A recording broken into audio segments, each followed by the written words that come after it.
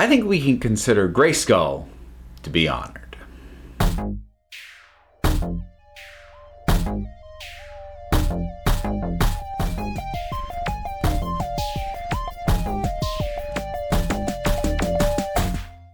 So, a fair number of you were probably expecting my review of the latest Doctor Who episode to go up today, but the problem is I haven't seen it yet.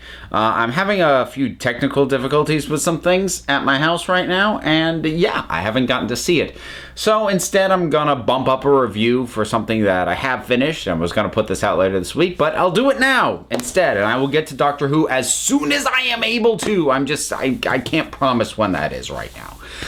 So instead, I'm going to talk about She-Ra and the Princesses of Power, the Netflix reboot, reimagining, whatever you want to consider it to be, of the classic 1980s cartoon. So, where do we begin? Well, maybe a little bit of my own relationship to this property. She-Ra is something that I had an awareness of, and I saw a handful of episodes of. And that's basically because of its association with He-Man, which it was a spin-off from and had connections to. And He-Man I was very much into, especially as a kid. Primarily through the toys. I did watch the cartoon and I liked the cartoon, but I was into the toys first and foremost.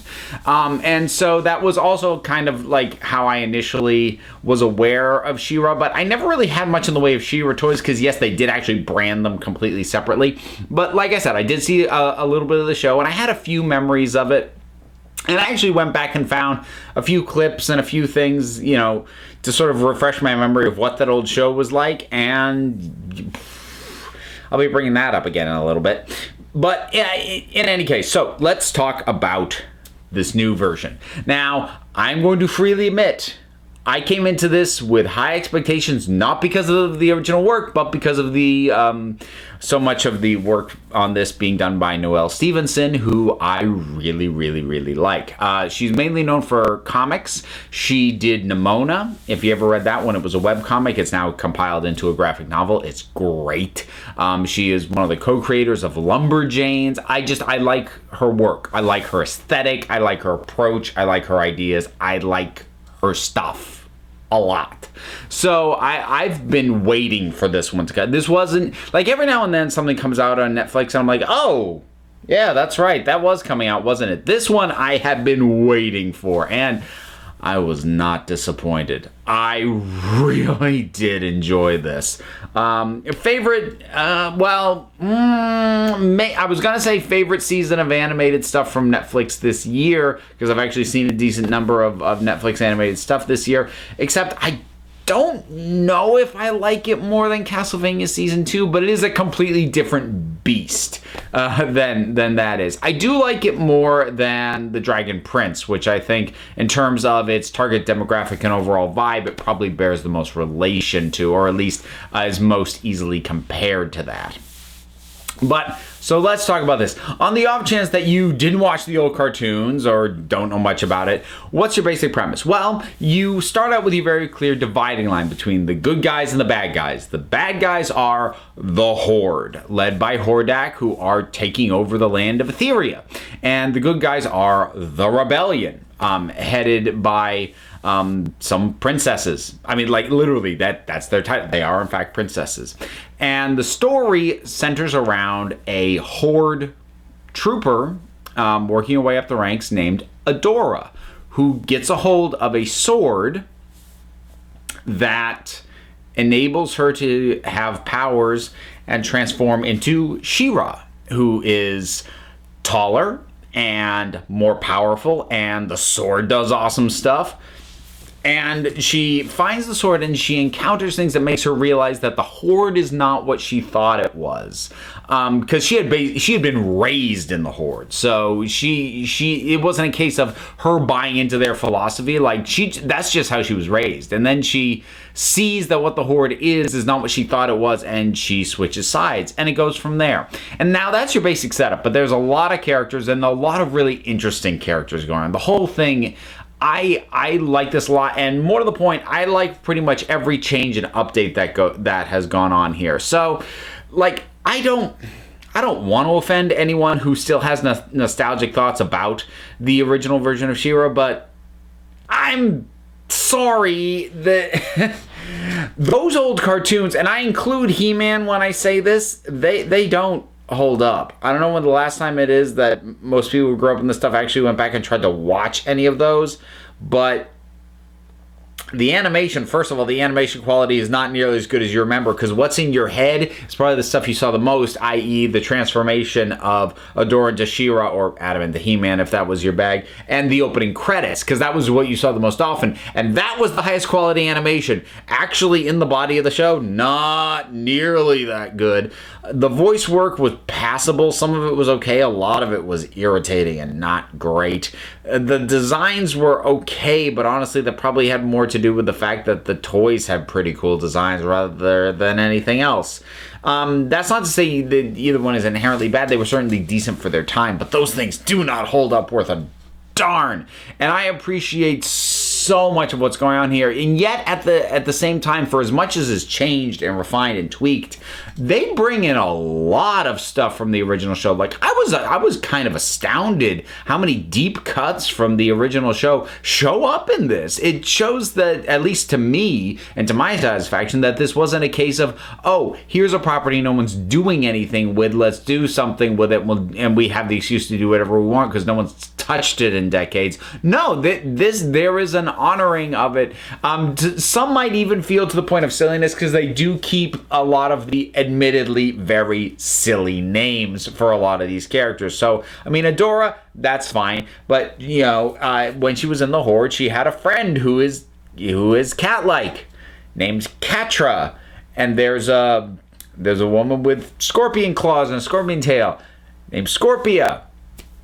And there's a princess who can kind of control plants and is really into flowers and things that smell nice, and her name's Perfuma. And the one who can control water is Mermista, because it's like a little bit like mermaid. And the guy who uses a bow is named Bo. And so it's kind of funny to me that they kept all of these very silly names, and yet in an odd way that doesn't drag it down. I actually kind of find it very charming and endearing that they kept all that stuff in place and intact, while adding some interesting twists to the lore. I say lore as if She-Ra originally had a particularly deep lore. It really didn't, but they're building some interesting lore in this, in a way that, again, doesn't feel like it's just going, oh, well, that old one was crap, let's do something new. It's just feeling like, no, let's dig into some of this stuff and really examine it a bit more than that old show ever did.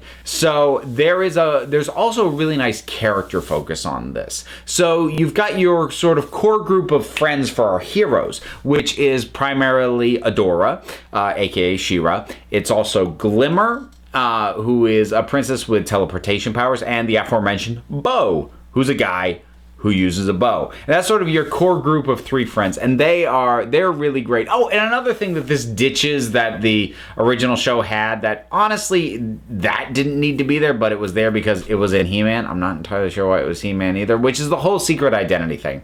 Because in the original, you know, very few people know that Adora is She-Ra.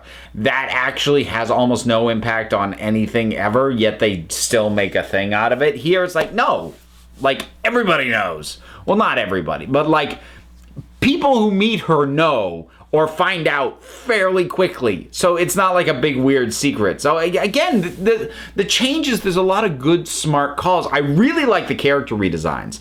Yeah, and I don't mean that in terms of costumes. I mean in terms of the literal designs of the characters. For one thing, they're a heck of a lot more distinct from each other than they used to be. I think a really good way to emphasize this is, let's just do a quick comparison. Here is an image from the original cartoon of Katra and Scorpia.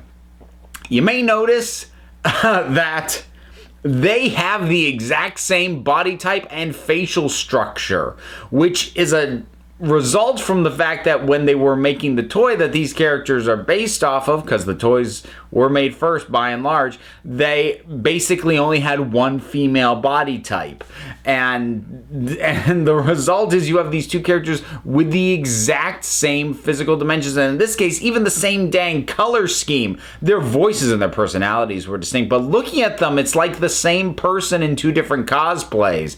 Now, here is the new shows. Katra and Scorpia. Oh my god, look at that. They're completely distinct from each other, and you can tell them by silhouette alone.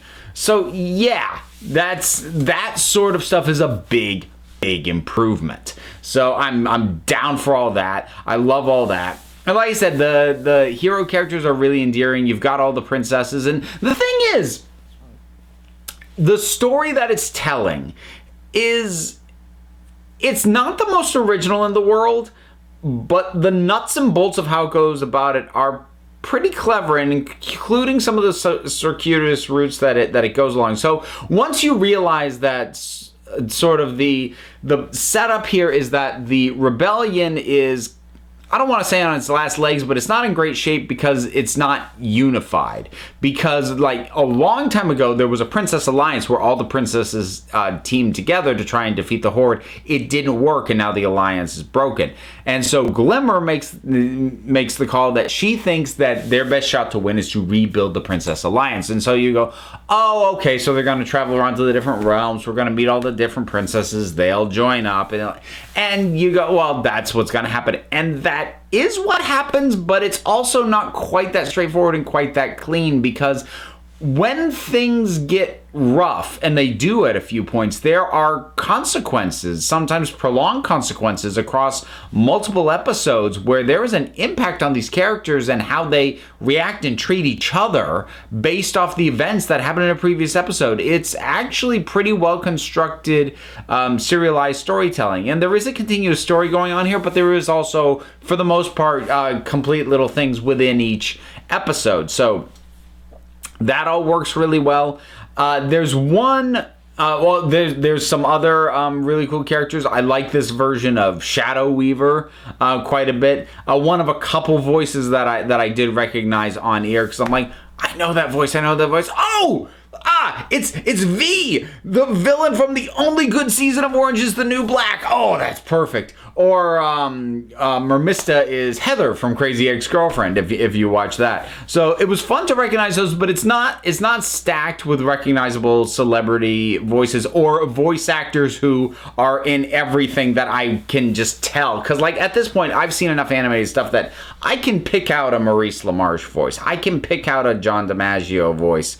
Carol Strong, sometimes I can pick her out, but you don't get that here. The only reason I recognize those two voices because I've seen specific TV shows where those actors have appeared, as opposed to, oh man, I've heard this voice everywhere. But ultimately, the relationship that I really want to focus on, the one that is at the heart of this, and I think it was a very smart choice to make the core of this, it's the relationship between Adora and Tatra. First of all, it's actually interesting that they even went there, because there's sort of a funny, odd thing, which is that in the old cartoon, the main villain was Hordak, the leader of the Horde. I mean, obviously, he was She-Ra's equivalent to Skeletor. But here's the funny thing.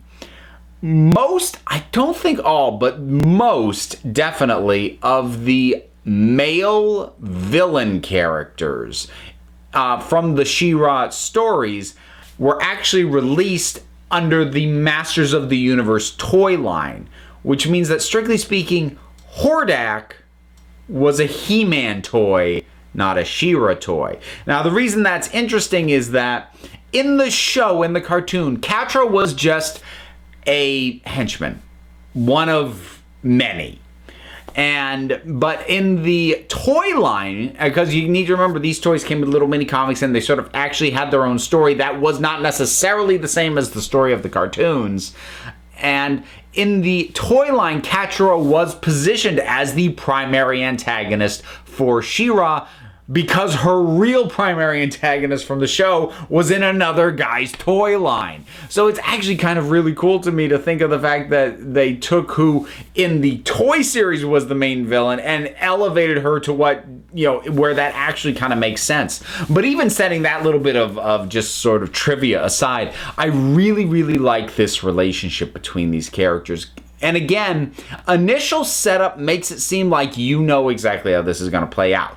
Because when they're in the Horde together, you've got, Katra and Adora, they are friends, but there's also kind of a little bit of a friendly rivalry. Adora's kind of working her way up the ranks. Katra's, lazy is a bad term, but she doesn't want to put in the effort. She just kind of wants the position without having to work as hard for it. And when Adora leaves and goes and joins the rebellion, I thought of several very obvious ways that this plays out, because obviously now they're on different sides of a conflict.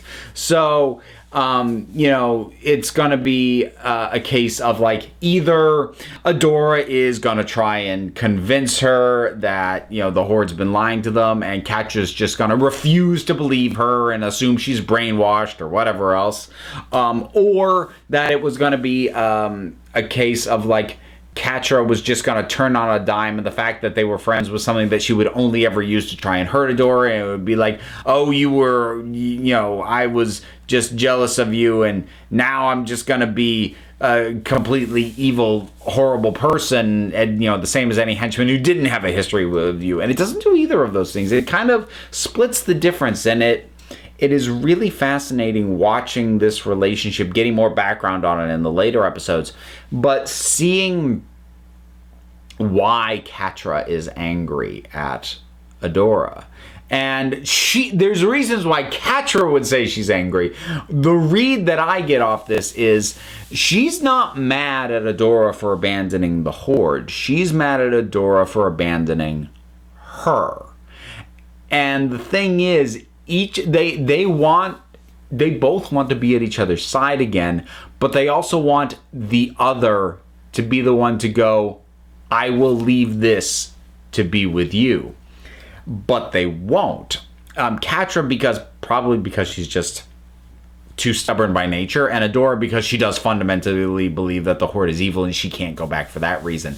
But they each want the other one to be the one to budge, and despite the fact that they want to be friends again and they want to be comrades again, that's just not going to happen, and so they keep clashing in interesting ways.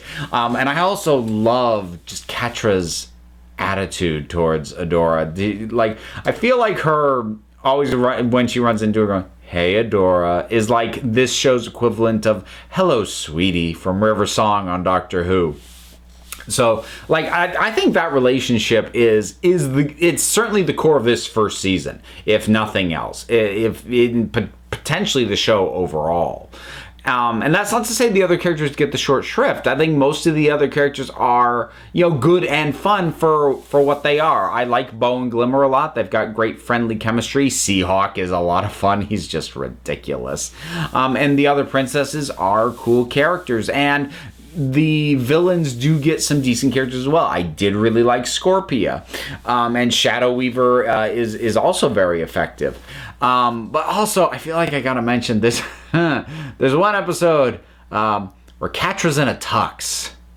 I haven't had a cartoon crush in a long time, but yeah, I dug the heck out of that. And I suppose that's worth touching on as well. I think there are some people with very, in some cases, very cynical and looking for SJW stuff.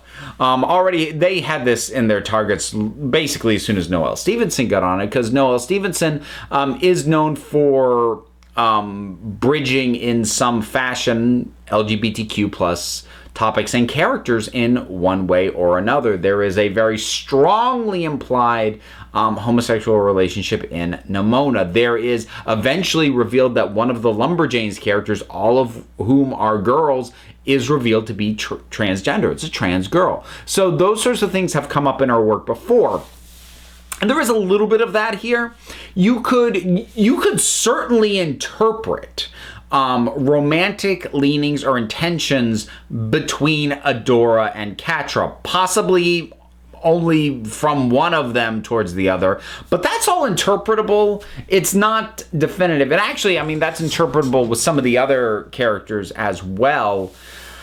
There is a more explicitly, they are a couple, two female characters who show up towards the end. Actually, it might even be the last episode. So there is some explicit representation as well, which, as someone who has called out, implying stuff without ever making it blatant, in past videos, I appreciated that. And I don't think it was necessary to if that was something that's going to be integrated, to have that be the primary characters, but it was nice to have a flat-out acknowledgement. Oh, okay, so that's a thing that happens and is okay in this universe among these characters. Cool, we now know that. That's just kind of nice to know. So that's all really cool. If I was going to make any complaints, I only have one that feels like it's substantive at all, and the others are nitpicks. So, like, nitpicking, the character of Swiftwind, which is the horse, and this is a minor spoiler, but it's not a plot spoiler at all, so forget. And plus, if you ever saw the original show, then you knew this or would have expected it anyway.